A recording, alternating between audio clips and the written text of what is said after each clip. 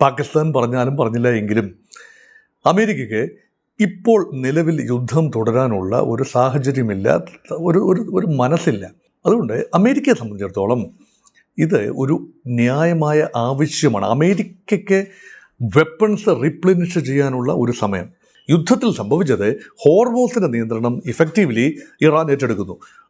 ഉപരോധം നിലനിൽക്കെ തന്നെ ചർച്ചയ്ക്ക് ഒരു അന്തരീക്ഷം ഇല്ല എന്ന് എല്ലാവരും ഒരേ സ്വരത്തിൽ അടിവരയിട്ട് പറയുന്നു. വിദേശകാര്യ വിദഗ്ധൻ ഡോക്ടർ മോഹൻ വർഗീസ് ആണ് ഒപ്പമുള്ളത്. ഡോക്ടർ മോഹൻ വർഗീസ്, ഇറാനുമായുള്ള 2 ആഴ്ചത്തെ വെടിനിർത്തൽ കാലാവധി നീട്ടുന്നതായാണ് അമേരിക്കൻ പ്രസിഡന്റ് ഡൊണാൾഡ് ട്രംപ് പ്രഖ്യാപിച്ചിരിക്കുന്നത്. പാകിസ്ഥാൻ അഭ്യർത്ഥിച്ചു, അതുകൊണ്ട് ഇറാനുമായുള്ള 2 ആഴ്ചത്തെ വെടിനിർത്തൽ കാലാവധി നീട്ടി എന്നാണ് ട്രംപ് പറഞ്ഞിരിക്കുന്നത്. അങ്ങനെ പാകിസ്ഥാൻ പറഞ്ഞാൽ കേൾക്കുന്ന ഒരു രാജ്യമാണോ അമേരിക്ക? ഇത് വെറും ഒരു മുടന്ത ന്യായമാണോ ട്രംപിന്റെ? വെടിനിർത്തൽ നീട്ടേണ്ടത് ആരുടെ ആവശ്യം? ഇതാണ് ചോദ്യം. പാകിസ്ഥാൻ പറഞ്ഞതുകൊണ്ട് അമേരിക്ക വെടിനിർത്തൽ അങ്ങ് നീട്ടി എന്നതൊരു ലളിത യുക്തി മാത്രമാണ്.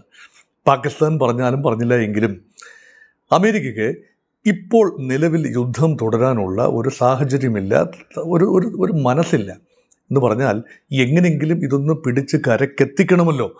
അതുകൊണ്ട് വെടിനിർത്തൽ കാലാവധി തുടരുകയും അതിനുള്ളിൽ hoping against hope that some valuable proposal will come from Iran.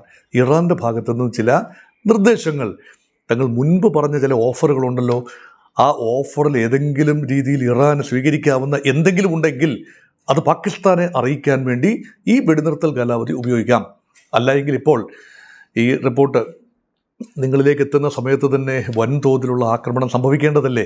വെടിനിർത്തൽ കാലാവധി അവസാനിക്കും. 22-ാം തീയതി വെടിനിർത്തൽ, അമേരിക്കയുടെ വെടിനിർത്തൽ 10 ദിവസത്തെ വെടിനിർത്തൽ അവസാനിക്കുകയല്ലേ. അതുകൊണ്ട് അമേരിക്കയെ സംബന്ധിച്ചിടത്തോളം ഇത് ഒരു ന്യായമായ ആവശ്യമാണ്. അമേരിക്കയ്ക്ക് വെപ്പൺസ് റീപ്ലെനിഷ് ചെയ്യാനുള്ള ഒരു സമയം.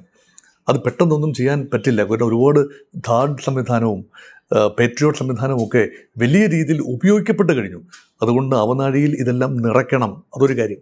2 അമേരിക്കൻ ബാറ്റിൽ ഷിപ്സ് പലതും വളരെ ദൂരെയാണ്. 200 കിലോമീറ്ററോളം, നോട്ടിക്കൽ മൈൽസോളം അകലെയാണ് പേർഷ്യൻ കവാടത്തിൽ നിന്നും, അതായത് ഹോർമൂസിൽ നിന്നും വളരെ അകലേക്ക് പോയിരിക്കുന്ന അമേരിക്കൻ കപ്പലുകൾ. ഇപ്പം ഒരു കപ്പലും ഹോർമൂസ് കടന്ന് അകത്തേക്ക് യുദ്ധക്കപ്പലുകൾ അമേരിക്കയുടെ പ്രവേശിച്ചിട്ടില്ല എന്നാണ് റിപ്പോർട്ടുകൾ. അങ്ങനെയെങ്കിൽ ഇറാൻ്റെ അന്തർവാഹിനികളുമായി ഏറ്റുമുട്ടേണ്ടി വന്നേക്കാം. ചെറിയ അന്തർവാഹിനികൾ പലതുമുണ്ട് ഇറാൻ. മാത്രമല്ല ഗൺ ബോട്ടുകൾ. ഇതൊന്നും വലിയ ശക്തിയല്ല എന്നൊക്കെ തോന്നാമെങ്കിലും അമേരിക്കയെ സംബന്ധിച്ചിടത്തോളം ഒരു വലിയ വെല്ലുവിളി തന്നെയാണ് ഇറാൻ്റെ ചെറുതെങ്കിലും വളരെ വൈബ്രൻ്റായി അവർക്ക് ഉപയോഗിക്കാൻ കഴിയുന്ന രീതിയിലുള്ള വിന്യാസങ്ങൾ. കാരണം സ്വന്തം വീട്ടുമുറ്റം മറ്റാരേക്കാളും നന്നായി അറിയുന്നത് ഉടമസ്ഥർക്ക് തന്നെയല്ലേ. അതുകൊണ്ട് പേർഷ്യൻ ഗൾഫിൻ്റെ ഉടമസ്ഥാവകാശമൊന്നും ഇറാൻ അവകാശപ്പെടാനാവില്ല എങ്കിലും ടെറിട്ടോറിയൽ വാട്ടേഴ്സ് വളരെ പ്രധാനമല്ലേ. 20 നോട്ടിക്കൽ മൈൽസ് ടെറിട്ടോറിയൽ വാട്ടേഴ്സ് അല്ലേ. അതുകൊണ്ട് ഈ വാട്ടേഴ്സിൽ ഇറാനുള്ള ഒരു അധികാരം, അവകാശം നിഷേധിക്കാനുമാവില്ല. അതേസമയം ഹോർമൂസിൻ്റെ മേൽ പൂർണ്ണമായ നിയന്ത്രണം തങ്ങൾക്ക് മാത്രം വേണമെന്ന് പറയുന്നത് ഇറാൻ്റെ ഒരു യുദ്ധതന്ത്രം മാത്രമാണ്. ഇപ്പോൾ അത് പറഞ്ഞെങ്കിൽ മാത്രമേ ഇറാന് പിടിച്ചു നിൽക്കാനാവൂ. ഇറാന് മാത്രമല്ല UAEക്കും ഒമാനും ഒക്കെ തന്നെ ഹോർമൂസിന് മേൽ ആ രീതിയിലുള്ള നിയന്ത്രണം ഉണ്ടാവും. കാരണം ടെറിട്ടോറിയൽ വാട്ടേഴ്സാണ് ഇതെല്ലാം തന്നെ. അതുകൊണ്ട് ഈ ഘടന അവസാനിക്കണം. ഇപ്പോൾ അമേരിക്കയ്ക്ക് എന്തുകൊണ്ടാണ് യുദ്ധം നിർത്തണമെന്ന് ആഗ്രഹം? യുദ്ധം തുടങ്ങുന്നതിന് മുൻപ് ഹോർമൂസിൻ്റെ നിയന്ത്രണം ഇറാൻ്റെ കൈവശം ആയിരുന്നില്ല. യുദ്ധത്തിൽ സംഭവിച്ചത് ഹോർമൂസിൻ്റെ നിയന്ത്രണം ഇഫക്റ്റീവ്ലി ഇറാൻ ഏറ്റെടുക്കുന്നു. അതിന് ബദലായി ഒരു കൗണ്ടർ ബ്ലോക്കേഡ് അമേരിക്ക പ്രഖ്യാപിക്കുന്നു. ഇതല്ലേ സംഭവിച്ചത്. അതുകൊണ്ട് യുദ്ധത്തിന് മുൻപുള്ള സാഹചര്യങ്ങളിലേക്ക് മടങ്ങി പോയേ തീരൂ. എന്നിട്ട് ഓൺ എ ക്ലീൻ സ്ലേറ്റ് വീണ്ടും ആണവ ചർച്ചകൾ. ഹോർമൂസിൻ്റെ വിഷയം ഒന്ന് അവസാനിപ്പിച്ചിട്ട് വേണമല്ലോ. അതാണ് ഇമ്മീഡിയറ്റ് ആവശ്യം. ആണവ വിഷയം കുറച്ചുകൂടി സമയമെടുക്കാവുന്നതേ ഉള്ളൂ. കാരണം ഉടനടിയൊന്നും ഇറാൻ ആറ്റം ബോംബ് ഉണ്ടാക്കില്ല. അത് അമേരിക്കയ്ക്ക് പറയാം. ഇറാൻ അത് സാധിക്കുകയുമില്ല. 60% സമ്പുഷ്ടീകരിച്ച യുറേനിയത്തിൻ്റെ സേഫ് കസ്റ്റഡി മാത്രമാണല്ലോ വിഷയം. അതുപോലെ ഭാവിയിൽ ഇറാൻ ആണവ ബോംബുകൾ ഉണ്ടാക്കുന്നില്ല എന്ന ഉറപ്പുകൾ, അത് സമയമെടുത്ത് പരിഹരിക്കാവുന്ന വിഷയമാണ്. പക്ഷേ ഇമ്മീഡിയറ്റ്ലി വേണ്ടത് ഹോർമൂസ് കടലിടുക്ക് തുറക്കുക എന്നത് തന്നെയാണ്. യഥാർത്ഥത്തിൽ അമേരിക്ക ഹോർമൂസിലൂടെ കടന്നു വരുന്ന ഇറാനിയൻ കപ്പലുകൾക്ക് ഉപരോധം ഏർപ്പെടുത്തിയതും നാവിക ഉപരോധം തുടർന്നതുമാണല്ലോ വിഷയമായത്. ഇറാനെ പ്രകോപിച്ച പ്രധാന കാരണം അതാണ്. അല്ലാതെ അമേരിക്കൻ പ്രസിഡന്റ് ഡൊണാൾഡ് ട്രംപ് ഈ ഫിസൈൽ മെറ്റീരിയൽ അമേരിക്കയിലേക്ക് കൊണ്ടുപോകാൻ തീരുമാനിച്ചു, ഇറാൻ സമ്മതിച്ചു എന്ന് പറഞ്ഞതും ഒരു കാരണമാണ്. പക്ഷേ പ്രധാന കാരണമൊന്നുമല്ല. ഉപരോധം അവസാനിക്കാതെ, ഉപരോധത്തിൽ എന്തെങ്കിലും ഇളവ് കൊണ്ടുവരാതെ ഇറാൻ വഴങ്ങില്ല എന്ന് കർശനമായി പറഞ്ഞു. അതുകൊണ്ടാണ് ഇറാൻ ചർച്ചകളിൽ നിന്നും വിട്ടുനിൽക്കുന്നത്. അതുകൊണ്ടാണ്, അല്ലെങ്കിൽ ഇപ്പോൾ ചർച്ച നടക്കേണ്ടതാണ്. ഞാൻ എൻ്റെ പ്രിയപ്പെട്ട പ്രേക്ഷകരോട് സംസാരിക്കുന്ന ഈ സമയം ചർച്ചകൾ കൊടുമ്പിരിക്കൊണ്ട് നടക്കേണ്ട സമയമാണ്. ചർച്ച തുടങ്ങിയിട്ടില്ല എന്ന് പറയുമ്പോൾ അതിൻ്റെ പ്രധാന അർത്ഥം ഇറാന് നേരെയുള്ള ഉപരോധം, നാവിക ഉപരോധം, ഇറാൻ പോർട്ട്സ് ഉപരോധിച്ചിരിക്കുകയാണ്. ഇറാനിൽ നിന്നും വെളിയിലേക്കോ ഇറാൻ ഉള്ളിലേക്കോ ഒന്നും കടത്തിവിടില്ല എന്ന അമേരിക്കയുടെ പിടിവാശ നിലനിൽക്കെ ചർച്ചകൾക്ക് യാതൊരു സാങ്കത്യവുമില്ല എന്ന് പറഞ്ഞുകൊണ്ടാണ് ഇറാൻ ഇപ്പോൾ വിട്ടുനിൽക്കുന്നത്. അതുകൊണ്ട് അമേരിക്കൻ വെടിനിർത്തൽ തുടരുമെന്ന് പറയുമ്പോഴും ഉപരോധവും തുടരുമെന്നാണ് പറയുന്നത്. ഉപരോധത്തിൽ ചെറിയ വിട്ടുവീഴ്ചകൾ വന്നാൽ ഒരുപക്ഷെ ഇറാൻ നെഗോഷിയേറ്റിംഗ് ടേബിളിലേക്ക് വീണ്ടും എത്താനുള്ള സാധ്യതയും തള്ളിക്കളയാനാവില്ല. ഈ ട്രംപ് പറഞ്ഞ മറ്റൊരു കാര്യം, ഇറാന്റെ ഭരണകൂടത്തിൽ ഭിന്നതകൾ നിലനിൽക്കുന്നതിനാൽ ചർച്ചകൾക്ക് കൂടുതൽ സമയം നൽകുന്നതിനായി വെടിനിർത്തൽ നീട്ടുകയാണ് എന്നാണ്. അവിടെ ഭരണകൂടത്തെ തന്നെ ഇല്ലാതാക്കിയെന്ന് പറഞ്ഞ അതേ ട്രംപ് തന്നെയാണ് ഇപ്പോൾ പറയുന്നത് ഇറാന്റെ ഭരണകൂടത്തിൽ ഭിന്നതകൾ ഉണ്ട് എന്ന്. എന്താണ് ശരിക്കും ട്രംപ് ഉദ്ദേശിച്ചത്? ട്രംപിന് മാത്രമേ അറിയൂ ട്രംപ് എന്താണ് ഉദ്ദേശിച്ചതെന്ന്. ഇതിനകത്ത് ഒരുപാട് കൗതുകരമായ കാര്യങ്ങളുണ്ട്. ഒന്ന്, അമേരിക്ക ആരോടാണ് ചർച്ച ചെയ്യാൻ ഒരുങ്ങുന്നത്, അല്ലെങ്കിൽ ഇതുവരെ ചർച്ച ചെയ്തത്? അമേരിക്ക പുറത്താക്കും എന്ന് ഭീഷണിപ്പെടുത്തിയ ഇറാൻ്റെ ഭരണകൂടത്തോട് തന്നെയാണ് ചർച്ച ചെയ്യുന്നത് എന്നോർക്കണം. റെജീം ചേഞ്ച് ആണ് അമേരിക്ക ആഗ്രഹിച്ചത്. ഏത് ഭരണകൂടത്തെ മാറ്റണമെന്ന് ആഗ്രഹിച്ചോ അതേ ഭരണകൂടത്തോട് തന്നെയാണ് അമേരിക്ക ഇപ്പോൾ ചർച്ച ചെയ്യുന്നത് എന്ന വിരോധാഭാസം കാണാം. അമേരിക്ക പറയുന്നത് അങ്ങനെയല്ല, തങ്ങൾ ഭരണകൂടത്തെ മാറ്റി, ആയത്തുള്ള അലി ഖൊമേനിയെ മാറ്റി അവരൊരു പുതിയ ഭരണകൂടം കൊണ്ടുവന്നു. അദ്ദേഹത്തിൻ്റെ മകൻ മുജ്തബ ഖൊമേനി നയിക്കുന്ന ഒരു ഘടനയെ കൊണ്ടുവന്നു. അത് പരമോന്നത നേതാവാണ്. ഇപ്പോൾ അമേരിക്ക പറയുന്നു ആ ഭരണകൂടത്തെ തങ്ങൾ മാറ്റി, ഇതെൻ്റെ ന്യൂ റെജീം. അപ്പോൾ ഓൾറെഡി ആ റെജീം ചേഞ്ച് സംഭവിച്ചു.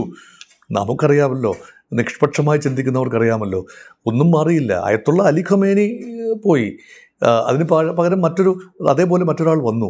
അതല്ലാതെ കുറച്ചുകൂടി ഹാർഡ് ലൈനേഴ്സാണ് വന്നത്. അലി ഖൊമേനിക്ക് കുറച്ചുകൂടി ഒരു സോഫ്റ്റ് ലൈൻ അപ്രോച്ച് ഉണ്ടായിരുന്നു. തന്ത്രപരമായ കാര്യങ്ങൾ കൈകാര്യം ചെയ്യാനുള്ള മിടുക്കുണ്ടായിരുന്നു. അതിനേക്കാൾ കൂടുതൽ കഠിനമായ അമേരിക്ക വിരോധവും ഇസ്രായേൽ വിരോധവും തീവ്ര നിലപാടുകളും ഉള്ളയാളാണ് മുജ്തബ ഖൊമേനി എന്നാണ് പൊതുവെയുള്ള റിപ്പോർട്ടുകൾ. അതുമാത്രമല്ല, ഇപ്പോഴത്തെ പ്രശ്നം ഹൂം വിൽ യു ടോക്ക് ടു, ആരോടാണ് സംസാരിക്കുക? ഇതൊരു അമേരിക്കയുടെ ഒരു വലിയ വിഷയമാണ്. ഇപ്പോൾ നോക്കൂ, ഈ ചർച്ചകൾക്കായിട്ട് മുന്നിട്ട് വന്നിരുന്ന ആരാണ്?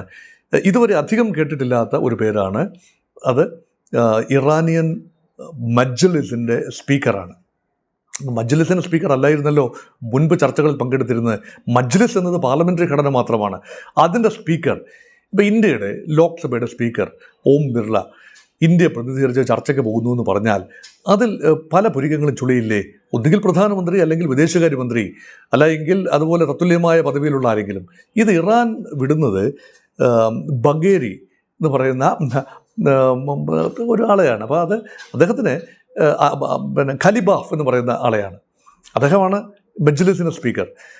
അപ്പോൾ അത് തന്നെ ഒരു പ്രോട്ടോക്കോളിൽ എവിടെയാണ് സ്പീക്കർ നിൽക്കുന്നത്? ചിന്തനീയമായ കാര്യമാണ്. അമേരിക്കയുടെ വൈസ് പ്രസിഡൻ്റാണ് വരുന്നതെന്ന് ഓർക്കണം. അപ്പോൾ അമേരിക്ക ഏറ്റവും അധികം ഫോക്കസ് ചെയ്യുന്ന ഒരു കാര്യം ഒരു മിതവാദിയായ വൈസ് പ്രസിഡൻറ്റിനെ വിടുക വഴി. ട്രംപിനെ അല്ലല്ലോ വിടുന്നത്.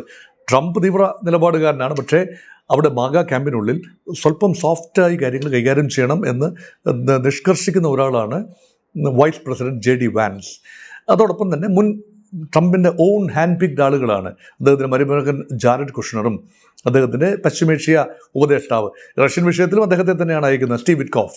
ഇവരെ 3 പേരുമാണ് അമേരിക്കയെ പ്രതിനിധീകരിക്കുന്നത്. ഇറാൻ്റെ വിദേശകാര്യമന്ത്രി അബ്ബാസ് അരാക്ചി ആദ്യം മുതൽ തന്നെ രംഗത്തുണ്ട്. അതുപോലെ തന്നെ ഇറാൻ്റെ മറ്റു ചില ഒരു സംഘാംഗങ്ങളുണ്ട്. അതോടൊപ്പം തന്നെ ബഗേരിയും കൂടെ ഇദ്ദേഹം കൂടെ ചേർന്ന് ഖലിബാഫും കൂടെ ചേർന്ന് കഴിയുമ്പോൾ ഇറാനിയൻ സംഘത്തിൻ്റെ ഒരു പ്രോട്ടോകോൾ വിഷയമാണ് അതിലൊരു വിഷയം. 2, who is in command in Iran? ഈ ചോദ്യത്തിന് മുന്നിൽ അമേരിക്കയും പകച്ചു നിൽക്കുകയാണ്. ഔപചാരികമായി നോക്കുമ്പോൾ മതഘടനകളാണ്, ക്ലറിക്സാണ് ഇത് ലീഡ് ചെയ്യുന്നതെന്ന് തോന്നാം.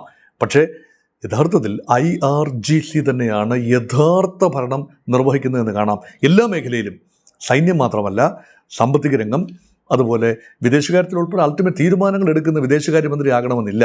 അബ്ബാസ് അരാക്ചിയുടെ കയ്യിലായിരിക്കില്ല. പ്രസിഡൻ്റായ മസൂദ് പെസഷ്കിയാൻ്റെ കയ്യിലായിരിക്കില്ല. ഒരിടത്ത് പോലും പ്രസിഡന്റ് മസൂദ് പെസഷ്കിയാൻ പ്രത്യക്ഷപ്പെട്ടില്ലല്ലോ.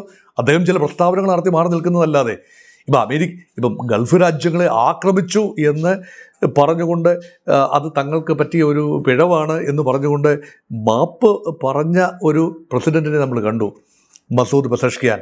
ഉടനെ തന്നെ അദ്ദേഹത്തിന് തിരിച്ചു പറയേണ്ടി വന്നു. IRGC ആണ് നിയന്ത്രിക്കുന്ന ഒരു പക്ഷേ. അപ്പോൾ എക്സിക്യൂട്ടീവ് പ്രസിഡന്റ് ഒരു പരിധിവരെ റബ്ബർ സ്റ്റാമ്പായി നിൽക്കുകയും IRGC യുദ്ധത്തിൻ്റെ സമയത്ത് പൂർണ്ണമായ നിയന്ത്രണം ഏറ്റെടുക്കുകയും ചെയ്യുന്നു. അതേസമയം IRGCയുമായിട്ടല്ലല്ലോ പ്രസിഡന്റ് ട്രംപോ അദ്ദേഹത്തിൻ്റെ ഏജൻസോ സംസാരിക്കുന്നത്. അതുകൊണ്ടാണ് ഇവിടെ ചർച്ചകൾക്ക് വേണ്ടി ആരെയാണ് അയക്കുന്നത് എന്നതിലാണ് ചർച്ചയുടെ വിജയമുള്ളത്. ഏക മനസ്സോടുകൂടി IRGCയും ആത്മീയ നേതൃത്വം അല്ലെങ്കിൽ പരമോന്നത നേതൃത്വവും അത് മുജ്തബ ഖുമേനിയും അതുപോലെ ഇറാൻ്റെ സൈനിക യൂണിറ്റുകളും വിദേശകാര്യ മന്ത്രാലയവും എക്സിക്യൂട്ടീവ് പ്രസിഡന്റും എല്ലാം ഒത്തുചേർന്ന് തീരുമാനമെടുക്കുന്ന ഒരു അവസ്ഥയിലല്ല ഇറാൻ എന്നാണ് ഇപ്പോൾ അവിടെ നിന്ന് വരുന്ന റിപ്പോർട്ടുകൾ സൂചിപ്പിക്കുന്നത്. അതുമാത്രമല്ല, ഹൈലി ഡീസെൻട്രലൈസ്ഡ് ഒരു കമാൻഡാണ് അവിടെ ഉള്ളത് സൈനികമായി.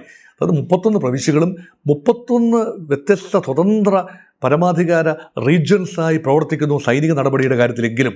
അത് തമ്മിൽ എത്രത്തോളം കോർഡിനേഷൻ ഉണ്ട്. അതുകൊണ്ട് യുദ്ധം അവസാനിപ്പിക്കണമെങ്കിൽ ഏകോപനം വേണം, ഇറാനുള്ളിലൊരു ഏകോപനം വേണം, ഇറാനുള്ളിലൊരു ഏക സ്വഭാവം ഉണ്ടാകണം. അതാരാണ് പ്രതിനിധീകരിക്കേണ്ടത്? ഇറാനെ ആരാണ് യഥാർത്ഥത്തിൽ ഇറാൻ്റെ മൊത്തം ശക്തമായി സിംഗിൾ വോയിസായി പ്രവർത്തിക്കേണ്ടത് ആരാണ് എന്നതിനെക്കുറിച്ചും ആശയക്കുഴപ്പമുണ്ട്. അതുകൊണ്ട് അത് അമേരിക്കയും തെല്ലൊന്നുമല്ല ആശയക്കുഴപ്പത്തിൽ ഏർപ്പെടുത്തിയിരിക്കുന്നത്.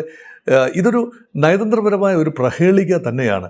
അതേസമയം എല്ലാവരും ഒന്നിക്കുന്നൊരു കാര്യമുണ്ട്. ഇറാൻ്റെ ഈ നേരത്തെ പറഞ്ഞ എല്ലാ വിഭാഗങ്ങളും, IRGC ആകട്ടെ, ആത്മീയ നേതൃത്വമായിക്കൊള്ളട്ടെ, അല്ല മതഘടനകളായിക്കൊള്ളട്ടെ, അതുമല്ല എങ്കിൽ ഇറാൻ്റെ ശരാശരി സൈന്യമായിക്കൊള്ളട്ടെ, പ്രസിഡന്റ് ആയിക്കൊള്ളട്ടെ, എല്ലാവരും യോജിക്കുന്നൊരു കാര്യമുണ്ട്.